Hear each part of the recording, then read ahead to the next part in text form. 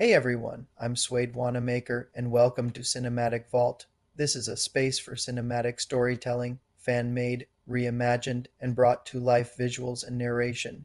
Every project you see here was carefully written, built around emotion, myth, and meaning. Today we are going over the 19th story in the Godzilla cinematic universe.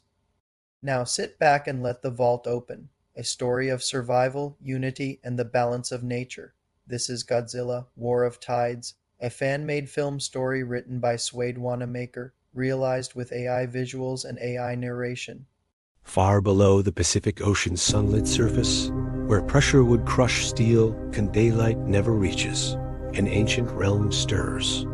Coral temples long thought to be ruins glow faintly with ceremonial light, and colossal statues carved from abyssal stone loom over quiet trenches. The Seatopians, forgotten by history, buried by myth, prepare to rise again. They are not ghosts, but a kingdom bound by resentment. In silence, they await the return of their god. In the cold silence of the ocean, Godzilla Junior moves through the black expanse with purpose. No longer the uncertain heir, yet not quite the myth his father became. He is a figure of balance, part beast, part sentinel. His greenish-black hide blends with the ocean's gloom, and his blue dorsal plates flicker like deep-sea beacons, reacting to every tectonic tremor and unnatural pulse. He doesn't seek conflict, but he feels something shifting in the currents, something rising. At the throne of the deep, King Aegiron stands beneath a temple of shimmering stone and utters the decree that will break centuries of silence. To him, the surface world's pollution, war, and arrogance are evidence of a world unworthy to rule. They abandoned the Seatopians long ago. Now they must face divine reckoning.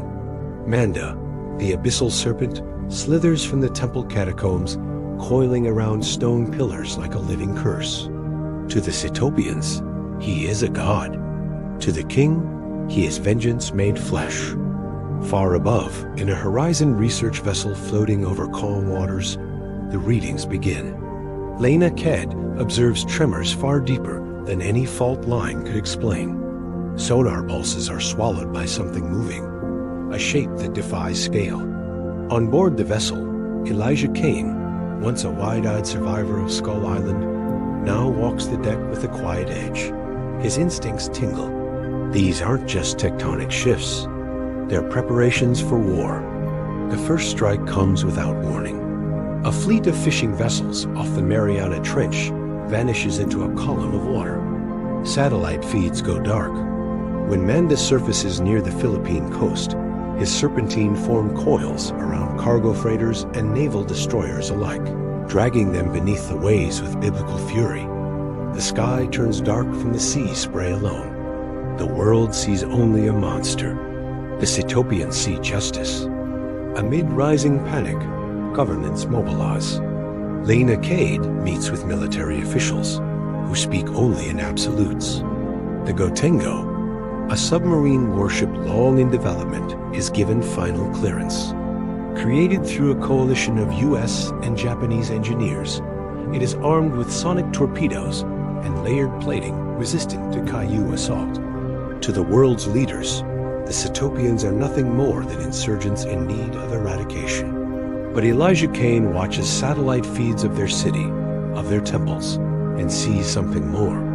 Within the city of Terra Luna, deep in the sea's blackest trench, Princess Aylin walks through glowing gardens of bioluminescent kelp and crystal. She hears the war drums echo through the caverns. She watches the celebrations, but her gaze is distant. Where her father sees revenge, she sees opportunity. In her heart, doubt stirs, not about her people's strength, but about the righteousness of a war that began centuries before she was born. When Godzilla Junior intercepts Manda off the coast of Okinawa, it is not a battle. It is an ambush.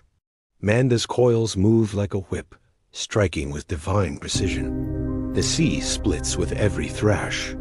Though Junior fights with determination, his movements are slower, his strikes less fluid in the ocean depths. Manda's screech pierces his senses.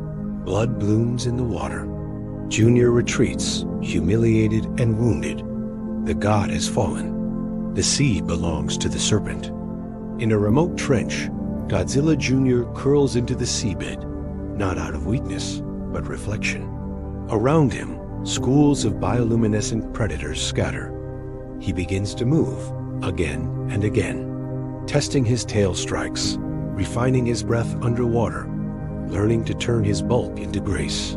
His scars sting, but his heart is quiet. Not every victory is immediate. Not every monster fights with rage. In the silent dark, the Guardian trains. The Gotengo glides into the trench, its sonic engines humming as it penetrates the Seatopian perimeter. Red Tate commands from within, stone-faced and locked in formation. Torpedoes arm. The war is coming to their doorstep. Manda prepares to meet it, coiled beneath Terra Luna's outer wall. And within that wall, Aylin watches with dread. Not for her kingdom's survival, but for the world they might destroy in their pride.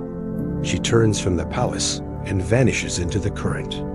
As the Gotengo prepares to fire on Terra Luna's heart, it is Elijah Cain who steps forward.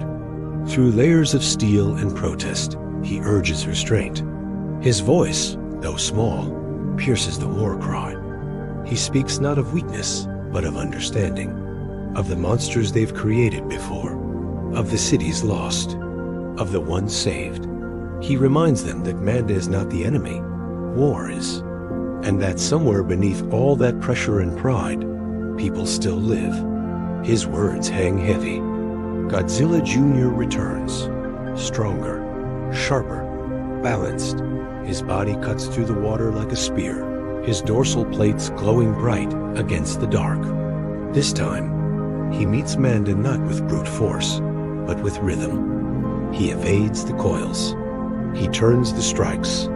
He channels his atomic breath not as destruction, but disruption. Their battle becomes poetry. Two titans clashing not out of hatred, but duty. And when Manda falters, weakened and stunned, Junior does not kill. He spares. Within the Seatopian throne room, silence follows. King Aegiron, watching through projection shells, stands frozen. The god they believed would conquer has bowed, not in defeat, but respect. His command falters. The people murmur. And in that silence, Princess Aylin returns not with soldiers, but with truth. She speaks of what she saw, of restraint, of the surface world's hesitation, of Elijah Cain, of what could be if they chose evolution over vengeance. The Gotengo does not fire. The Seatopian army does not rise. Instead, a delegation arrives, Aylin among them. At a seafloor outpost built from salvaged ruins and metal, the two worlds meet. Leina Kaede speaks with caution. Elijah Cain speaks with sincerity. And Aylin listens not as a princess, but as a future. They discuss trade, technology, protection. And though the wounds are not healed, the conversation begins. For the first time in centuries, the tides change. As Godzilla Junior disappears into the blue haze of the sea, his dorsal plates pulse softly with peace. Manda watches from a nearby ridge, unmoving. There is no roar, no fanfare, just a shared nod of understanding between titans. In the Seatopian capital, lights flicker with renewal. On the Gotengo, Elijah stands beside Aylin as the vessel rises, neither speaking, but their silence says enough. The war is over, but something new has just begun. Godzilla, War of the Tides. The currents decide the fate of worlds. If you enjoyed this journey into forgotten legends and untold worlds, make sure to subscribe to the channel. Ring the bell so you never miss a new upload. Thank you for stepping into the vault where every story leaves a mark.